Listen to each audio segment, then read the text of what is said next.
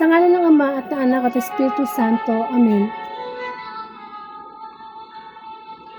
Purihin ka mag-Diyos na makapangyarihan sa lahat. Purihin ng dakilang pangalan.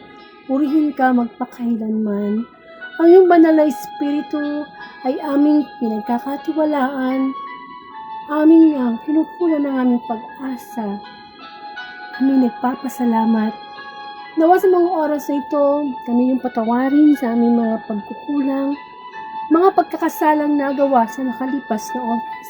At ang iyong banal na Espiritu ay puspusin kami upang sa ganon ang mensahe mula sa iyong mabuting balita ay aming maisabuhay, maibahagi sa iba, sapagkat ang iyong mga salita ang ilaw sa aming daraanan patungo sa kalangitan.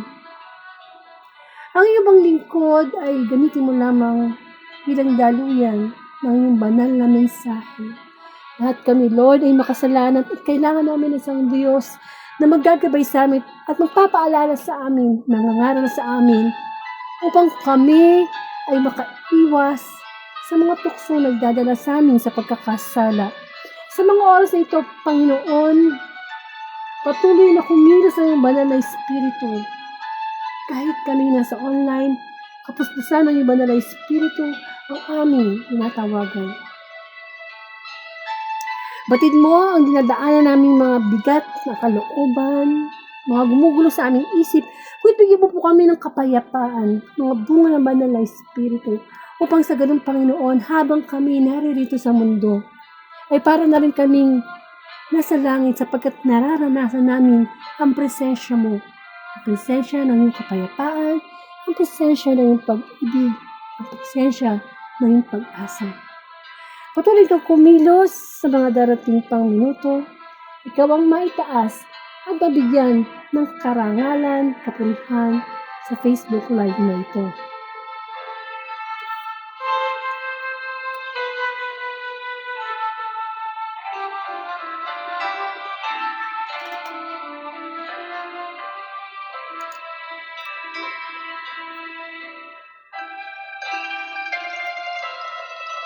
So welcome po sa Word of God, Daily Gospel. Muli, ang layunin ng Facebook Live na ito ay palaganap ang mabuting balita through social media.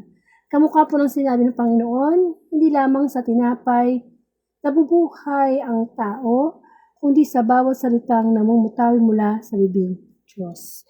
So bigyan po natin ng parangal ang mabuting balita.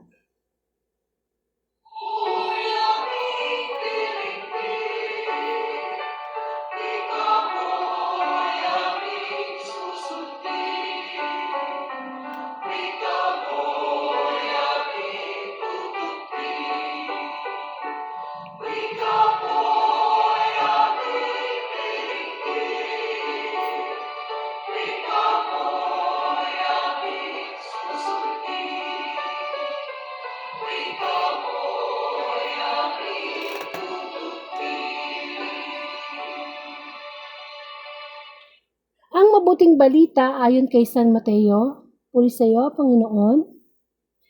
Pakinggan ninyo ang isa sa pangtalinghaga. May isang taong nagtanim ng ubas sa kanyang bukid at ito'y binakuran niya.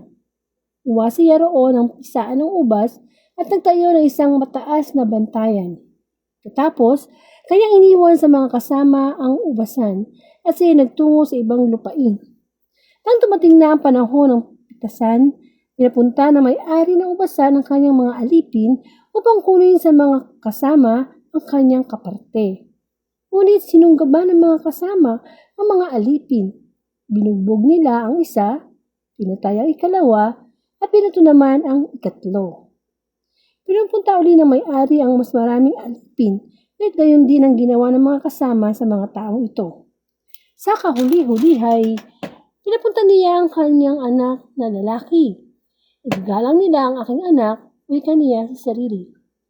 Ngunit ang makita ng mga kasama ang anak, sila'y nag-usap-usap. Ito ang tagapagmana. Halika kayo, patayin natin nang mapasa atin ang kanyang mamahanahin. Kaya't siya'y sinunggaban nila, nilabas sa ubasan at pinatay.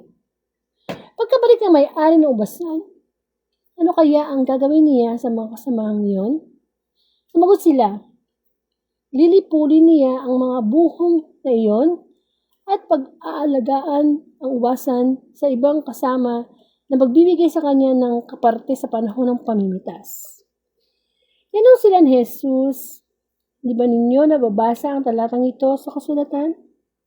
Ang batong itinakwil ng mga tagapagtayo ng bahay ang siyang naging batong panulukan. Ginawa ito ng Panginoon at ito'y kahanga-hanga. Kaya nga sinasabi ko sa inyo, hindi na kayo ang paghaharian ng Diyos, kundi ang bansang maglilingkod sa Kanya ng tapat. Mga kapatid, ang mabuting balita ng ating kaligtasan. Puri ka namin, Panginoong Hesus Kristo. Amen sa muli, welcome po sa Word of God. At ang binasa po natin ay mula kay Mateo, chapter 21, verses 33 to 43. At ito po ay tungkol doon sa ang talinghaga ng ubasan at mga kasama. So, kung bibigyan po natin ng summary, no, itong talinghaga na ito, nagkwento, no, ang Panginoong Hesus ang isang talinghaga na meron daw pong isang taong nagtanim ng ubas sa kanyang bukid at ito'y kanyang binakuran. Tapos, meron dong pisaan ng ubas at nagtayo siya ng mataas na bantayan. Pagkatapos nun, umalis siya, pumunta siya sa malayong lugar at iniwan niya yung kanyang bukid, pinabantayan sa mga ilang kasama, no? Sa mga ilang tao. So, sabi niya, babalik siya. Pag dumating na yung tamang panahon ng pitasan, upang sa gano'n na makuha niya yung kanyang kaparte. Amen? Ngunit ganito yung nangyari, no? So, nung dumating na yung time na may pinabalik na yung may-ari ng ubasan upang kunin ang kanyang kaparte, parang yatang nag-iba yung ihip ng hangin ito sa mga pinagbilinan niya or pinagkatiwalaan niya, no? Kasi imbis na ibigay sa may-ari ang kaparte niya, yung ipinadala ng may-ari ng mga tao, ang nang ginawa nila, meron silang binugbog, meron silang pinatay, meron naman silang binato. So, hindi naging maganda yung pagbabalik ng mga taong pinadala ng may-ari, no? Imbis na i-welcome, estimahin, ibigay kung ano yung talagang kailangan ng may-ari. Masama yung pagtanggap nila, no? Pinatay, binugbog. Para bang, ano bang nangyayari? Ba't ganun ang naging senaryo? So, sabi ng may-ari ng ubasan, sige, pinatay nyo tong mga to, binugbog nyo. Siguro naman kapag anak ko na ang pinadala ko dyan, ire-respeto nyo. Kasi anak-anak ko may-ari Pero nung malaman ng mga kasama na, yun nga, anak na nung may-ari ay ipapadala, sila ay nagbulong-bulungan. At ang sabi nila, ipapadala niya yung kanyang anak, yung tagapagmana. Hali kayo, patayin natin siya nang mapasa atin ang kanyang mamanahin. Kaya ganun na nangyari. Yung anak na yung pinadala ng may-ari, hindi nila nirespeto. Bagkus pinatay nila. So, sa palagay nyo, kapag yung may-ari ng ubasan, bumalik, siya na mismo ang pumunta doon, ano kaya ang gagawin ng mga kasama na pinagkatiwalaan niya? Darating ba sa point na yung mismo may-ari na papatayin nila? Amen? So, ang kasagutan doon ay lilipulin niya ang mga buhong iyon at papaalagaan sa iba yung kanyang ubasan na kung saan yung maalaga ang mabuti, walang papatay, walang bubugbugin. Kumbaga, merong utang na loob, magbabak ng utang na loob. Sabi nga, ang paghaharian ng Diyos ay yung mga naglilingkod sa Kanya ng tapat. Kasi etong mga to, yung mga kasama niya na iniwanan niya ng kanyang ubasan, hindi naging tapat na alipin. Kumbaga talagang, alam mo yung pinahiram lang sa'yo ang isang bagay. Nung nasa sa'yo na, napahiram na sa'yo, ayaw mo na ibalik. At parang sinasabi mo pa na akin na to, wala ka nang pakialam dito. So, ganun ang naging senaryo sa talinghaga tungkol sa may-ari ng ubasan. Parang win lang niya, no? Win lang niya yung may-ari ng ubasan. So, kung tayo kaya yung lalagay natin yung ating sarili sa kalagayan ng may-ari ng ubasan, ano kayo mararamdaman natin? Isa pumapasok dito yung sinasabi nilang universal o golden rule. Yung huwag mong gawin sa kapwa mo, ang ayaw mong gawin sa iyo. At masasabi natin na Nangyayari pa rin yan sa panahon natin. Bagamat talinghaga yan, meron yung spiritual na mensahe na tayong mga tao, lahat tayo pinagkakatawalaan ng Diyos. Lahat tayo nandito sa mundo. Binigyan tayo ng mga material na bagay na i-enjoy natin, trabaho, bahay, lupa, mga anak, asawa, lahat. Ultimo yung butas na medyas natin, lahat yun, pinagkakatiwala sa atin. Sa madaling salita, temporary. Ito muna sa iyo, no? Ito yung mga magulang mo, ito yung magiging asawa mo, magiging anak mo, ito yung mga business mo, ito makakatapos ka ng ganitong pag-aaral, magiging professional ka, ito may sasakyan ka, ito, yung mga pinagkatiwala. Hindi lang yun eh. Hindi na naman yung mga magagandang bagay ang pinagkakatiwala sa atin ng Diyos. Kahit yung mga pagsubok natin sa buhay, pinagkakatiwalaan tayo dahil ng Panginoon. Kung paano natin dadalhin yun, paano natin dadalhin yung ating problema. Kapag meron ba tayong pagsubok, nagagalit pa tayo sa Diyos. Kapag meron ba tayong problema, sa Diyos pa tayo lumalapit. So, pinagkakatiwalaan ng mga temporary dito sa mundo. Sapagkat dito naman talaga sa mundo, wala naman talaga tayong pag-aari. Yun dapat siguro ang una nating ilagay sa ating isipan. Lalo na ngayon na mahal na araw, pinagninilay tayo ng Panginoon na matuto tayong aminin sa ating sarili, tanggapin sa ating sarili na wala tayong pinakahawakan. Even the talent, the skills, the money, material things, posisyon sa gobyerno, posisyon sa trabaho, lahat yun, pahiram. Ultimo buhay natin, hiniram. Alam mo yun, sino nagpahiram sa atin? Ang Diyos. So kung inalagay natin sa ating isip, sa ating puso, sa ating espiritu, na, lahat ng bagay na meron ako, hindi ba na akin? Nasabihin pa natin, pinaghirapan natin yan, hindi talaga atin. Sapagkat ang nagmamayari ng lahat dito sa mundo ay ang Diyos. At kung pwede nga lang lahat ng bagay na nakikita natin, merong nakalagay na sticker na temporary. Makita mo yung refrigerator mo, temporary. Makita mo yung TV mo, temporary. Makita mo yung anak mo, merong sa noon na word na temporary. Makita mo yung ating sarili. Sa noon natin nakalagay yung temporary. Doon natin maiisip na, oo nga no, temporary. Wala talaga. Kapag namatay tayo, wala talaga tayong madala sa kabilang buhay. Kahit pa tayo yung pinakamayaman sa buong mundo, pinakamatalino, wala talaga. All things are katiwala lang sa atin. Pinagkakatiwala lang sa atin. Kaya lang, kamukha tayo ng mga naging kasama nung may-ari na naging gahaman. Yung pinahiram, inangkin, ayaw nang ibalik. Tapos, ang masama pa doon, pinagkatiwalaan na gusto pa nilang patayin. Actually, yung mga binabanggit dito sa talinghaga ng mga pinatay, yung mga pinadala na binugbog, pinatay, sinunggaban, sinaktan, ayun yung mga, sa Old Testament, yung mga propetang pinadala, di ba? May mga iba dyan pinatay. Kahit sa New Testament, yung anak na mismo ang pinadala, ang ating Panginoong Jesus, hindi ba pinatay? Anak na yun ng Diyos. Pinatay pa rin, pinako sa krus. So, nandito na tayo sa last day. That anytime Jesus will come, or anytime, He will die. So, naisip na ba na natin na ano ba yung hindi temporary? Ano ba yung hindi pansamantala na pwede natin gawin? At yun ay yung pag-ibig sa Diyos. At pagbabalik loob sa Panginoon. Sapagkat ang buhay natin dito sa mundo, pansamantala lang, dapat mas naghahanda tayo sa buhay na walang hanggan. Pero masyadong maligalik ang tao sa panahon ito lalo na sa social media. Para bang pagka nagpo-post, para bang hindi na mamamatay. Para bang masyado nang i-enjoy ang mga material na bagay. Which is, hindi naman masama kung gusto natin umasenso, gusto natin may marating, pero huwag natin kakalimutan to seek first the kingdom of God kasi yun ang hindi temporary. Tsaka yun nga, Kung pinapahiram tayo ng talent, magaling kang kumanta, magaling kang sumayaw, kahit hindi magaling, no? Kahit ibig sabihin, lahat naman ng tao unique eh.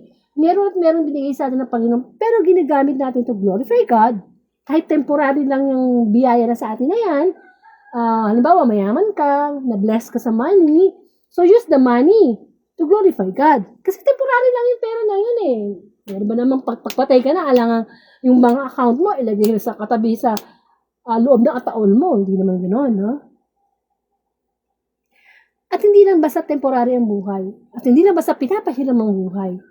Kundi mabilis ang buhay. Mabilis na tayo. Hindi natin masabi kung ano yung mga susunod na mangyayari sa mga susunod na oras. Alam nyo, para maisip natin na temporary ang lahat, na kailangan kung ano yung pinagkatiwala sa silang Diyos, ang susi dyan, pagpapasalamat, gratitude. Kapag marunong tayo magpasalamat sa mga bagay, mga tao, mga pangyayari na meron tayo sa buhay, na alam natin na pahiram lang, katiwala lang, ma-appreciate natin ang Panginoon. Na Lord, alam ko, pinahiram mo ko ng sandaling buhay. So, huwag ko itong gamitin sa patuloy na pagkakasala. Amen. Nang bawat umaga na nagising tayo, temporary lang yun. Mamayang gabi, matutulog na naman tayo pare-pareho. Pag natulog na tayo, patay na naman tayo niyan. Wala na naman tayong kalakas-lakas sapagkat ang ating free will, ayan, Diyos na may hawak. Kaya pag nagigising tayo sa panibagong umaga, temporary na buhay na hindi bigyan tayo ng chance na magkaroon ng pagbabalik loob sa Diyos. Kaya ang sabi nga ng mabuting balita, yung magiging tapat hanggang wakas ang papasok sa langit. Nagpakasaya nga dito sa mundo, sa mga government, nababalita yung mga corruption. Kahit na sa atin na lahat yung pera, naranasan na natin mag-travel kung saan-saan, bili ng pinakamahal na sasakyan, bagay. Ano ngayon, sabi ng Lord? Hindi naman talaga yan yung totoong buhay. Ang totoong buhay, wala nang katapusan. At yun sa kaharian ng Diyos. Sabi nga, ang tao ay sigurista. Kung sigurista tayo mga tao, buhay pa, may memorial plans na. Hindi pa nanganganak, meron ng educational plan yung bata. Maging sigurista tayo sa ating kaluluwa. Sapagkat itong ating kaluluwa, kabilang buhay, yun na yung wala nang katapusan. Sa mga nakaraang pagbasa sa mahal na araw, ipinakita sa atin yung sa mayaman at si Lazarus, na totoo ang langit at lupa. So dapat, buhay pa lang tayo, pinaghahandaan na natin yung ating buhay na walang hanggan. Kasi naialay na ang kordero, naialay na ang buhay ng Panginoong Jesus. Kaya nga tayo malayo nang nakakalapit sa ating Diyos upang humingi ng kapatawaran at sumunod, maglingkod. Ipagpapatuloy na lang natin. It doesn't mean naman na, ligtas na tayo kasi nga inaalay na ng Diyos ang kanyang buhay. Yes, ligtas na tayo. Pero hindi dapat mag-stop doon. Kung ano ang naranasan ng Panginoon sa temporary na buhay niya na nagkatawang tao siya, ipinakita sa atin na kaya natin mapagtagumpayan ng mundo. Kaya nating makarating sa langit sa tulong ng Diyos. Sapagkat si Kristo ay nasa langit, di pa siya bumababa muli sa kanyang muling pagbabalik. So nag-iwan siya ng banal na espiritu na magiging gabay natin sa temporary nating buhay. Ang mga pagsubok na meron tayo ngayon, temporary lang yan. Do not worry. May sakit ka, may cancer ka, pera, broken relationship. Ano man ang pagsubok na meron tayo, temporary. Walang problema o pagsubok na panghabang panahon. Natatapos at natatapos na yan. Minsan nga, hindi mo na lang namamalayan, natapos na pala yung problema mo. Dahil nakafocus tayo sa Diyos. Na siyang, di ba sabi nga, nandito lang ako. Hindi kita iwanan, hindi kita bababayaan. Amen. Pero syempre, ipinapaalala din sa atin na naibigay na ang lahat. Wala na talagang pagkukulang ng Panginoon. Tayo ng mga tao ang talagang nagkukulang. Yung bang feeling natin parang pag marami ng pera, masyado ng sikat, mataas na yung narating. Parang bang forever na ba yun? Lalo forever sa mundo. Sapagkat lahat niya ay temporary. pansamantala. So, kung temporary ang lahat, mag-focus tayo sa walang katapusan. So, nakiki-apartment lang tayo sa mundo kasi bumalik ang Panginoong Hesus upang ihanda ng silid ang tunay na nagmamahal sa Kanya at muli siya magbabalik upang kunin ang mga naging tapat na lingkod at dalhin sa langit. Amen. Masyado lang tayong nililibang ng mundo. Temporary na kasiyahan, sa alak, sa bisyo, temporary na galit. Actually, temporary na galit, no? Nagiging permanent nga yan eh. Kasi for how many decades na, nandiyan pa rin yung galit sa puso mo. Dapat yan, wala na. Amen. So, lagi natin makita na, Lord, thank you ha, pinagkatiwala mo na sa akin yung anak ko. Kaya pag namamatayan tayo, yes, it's just a normal feeling na tayo malungkot kasi na sila mga kasama eh. Pero hindi dapat maging permanent yung pain. Amen. Isipin natin na, Lord, pinahiram mo lang sa akin to. Salamat sa mga taon na nakasama ko ang aking mahal sa buhay, magulang, asawa, anak na namatay. Amen. Kasi ganun talaga ang buhay. Ano lang yan, no? Umiikot lang. Dati tayo yung bata, inaalagaan ng ating mga magulang. Darating ang time na tayo naman ang mag-aalaga sa mga anak natin. Yung mga anak natin, darating ang time mag-aalaga sa mga anak natin. So, ganun ang buhay. Paikot-ikot, pero pansamantala. So, kung pansamantala ang buhay natin sa mundo,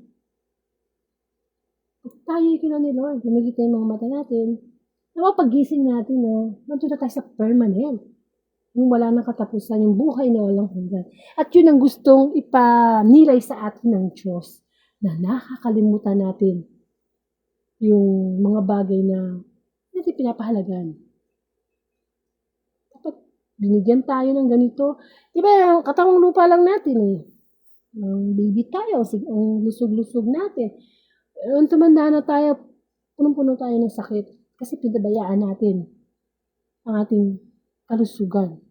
Napansamantala lang naman. Pasalamat tayo sa Panginoon. Ano yung meron sa atin? It doesn't mean na mayaman ka, mahirap ka, or whatever. Kasi lagi natin lalagay sa ating puso, sa ating sipan. Katiwala lang tayo ng Panginoon. Tayo ay nanghihiram lamang. Actually, ang gusto nga ng Panginoon, kapag tayo pinagkatiwalaan ng isang bagay, pinapalago pa nga natin dapat eh. For His glory. Kaya huwag natin sasabihin na matalino ako, mabait ako, mayaman ako. Puro ako, no? Do not always use the word ako. Hindi, lahat yun ay biyaya ng Diyos. Kung nag-excel ka sa pag-aaral mo, sa trabaho mo, sa buhay mo, umuunlad ka, because God is pagkakatiwala. O kaya, sa mga organization, pag ikaw ang napiling leader, nakakatiwala ka ng Diyos. Humawak ng mga tao to glorify Him. Maraming klaseng pagkakatiwala. Siyempre, ang katiwala, ibig sabihin yan, tiwala. May trust ang Panginoon. Huwag natin sisirain.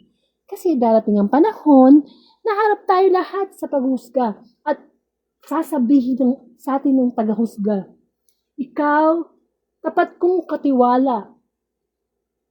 Amen? Pumasok ka sa aking kaharian, makisalo ka sa aking kasiyahan. Amen? Mas maganda yun. Magandang marinig yun, no? Now, yes, very good. My good servant. Buting katiwala. Na itong binigay ko sa iyong buhay, pagkakataon, napagkatiwalaan kita. Kasi ang mapagkakatiwalaan sa maliit na bagay, mapagkakatiwalaan sa malaking bagay. Amen. Kaya kung marunong tayong mapagkatiwalaan sa small things, mas lalo na. Pero kung sa maliit pa lang na bagay, na tayo mapagkakatiwalaan, paano ba tayo ma-entrust ni Lord ng mas malaking bagay? Amen. So, magkaroon po tayo ng closing prayer. Panginoon, maraming pong salamat sa pagpapaalala mo sa amin na lahat ay temporary. Ultimo, ang mga pagsubok na dinaranas namin dito, Panginoon, ay temporary. Pero, i-desire ng aming puso, ang pangmatagalan, walang hanggan na mga biyaya mula sa iyo at yun ay buhay na walang hanggan. Diba, Panginoon, manatili sa aming puso ang pamamalagi ng iyong mga pangako sa iyong mga salita, ang mga kagalingan mula sa iyong mabuting balita. Ama namin, sumasalangit ka, sambahin mo ngalan mo. Sa amin ang kaharian mo, sanin ang loob mo dito sa lupa, para nasa langit.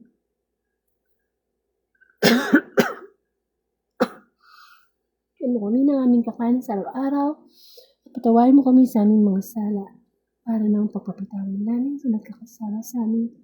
Huwag mo po kami pahintulot sa tukso. Diyan mo kami sa masama. Sa Ama at Anak, Espiritu Santo. Amen. Okay, maraming salamat sa Panginoon at lagi natin isipin na tayo pinagkakatiwalaan ng Diyos at ito ay ating bigyan ng halaga. Upang pagdating ng pagsusulit, masasabi ng Panginoon na tayo ay naging mabuting katiwala. Okay, susunod po, ito pong ating pinagnilayang mabuting balita ay dated March 6, 2026, Friday Gospel. At susunod na po ang March 7, 2026, Saturday Gospel. To God be the glory.